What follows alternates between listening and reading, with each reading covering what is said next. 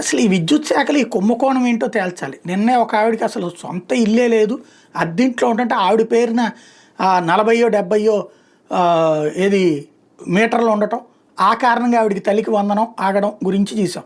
ఇప్పుడు తాజాగా మరొకటి, ఒకే ఆధార్కి 180 విద్యుత్ మీటర్లు ఉన్నాయట. దీంతో తల్లికి వందనం నిలిచిపోయిందట. 17,758 యూనిట్లు చూపిస్తుందంట తల్లికి వందనం మీద అనర్హత వేటు పడడానికి కారణం. రాష్ట్ర విద్యుత్ పంపిణీ సంస్థ నీళ్ళు ఒక్కొక్కటిగా వెలుగులోకి వస్తున్నాయి. ఇటీవల అమలాపురంలో మహిళ ఇంటికి 0 యూనిట్లకు ఏకంగా 4,134 బిల్లు రావడం, సామలకోటలో మహిళ పేరిట 40 విద్యుత్ మీటర్లు ఉన్నట్టు చూపించడం అధికారుల నిర్లక్ష్యానికి అద్దం పడుతుంటే, తాజాగా వ్యవసాయ కూలీ కుటుంబం పేరిట ఏకంగా 180 విద్యుత్ మీటర్లు ఉన్న విషయం వెలుగు చూసింది. వివరాలకు వెళ్తే సామలకోట 4వ వార్డుకి చెందిన సీకోలు శ్రీదేవి చందు దంపతులు చిన్న రేకుల షెడ్లో జీవనం సాగిస్తున్నారు. వీళ్ళకు కుమారుడు కుమార్తె ఉండగా తల్లికి వందనం పథకానికి దరఖాస్తు చేశారు.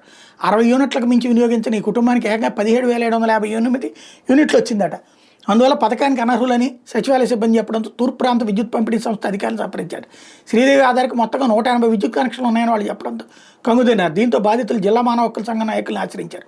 వాళ్ళు అధికారుల దృష్టికి సమస్యను తీసుకెళ్తే ఆధార్కి లింక్ అయి ఉన్న ఇతర మీటర్లను తొలగించినట్టు చెప్పారు. కానీ ఆమె పేరు వచ్చిన 17,758 యూనిట్లని సవరించబోవడంతో తల్లికి వందనం. అసలు ఎక్కడి నుంచి ఒక్క మనిషికి వాళ్ళకి స్థానం లేకుండా వాళ్ళ పేరుతో ఎట్లా ఇస్తున్నారు ఈ మీటర్లు?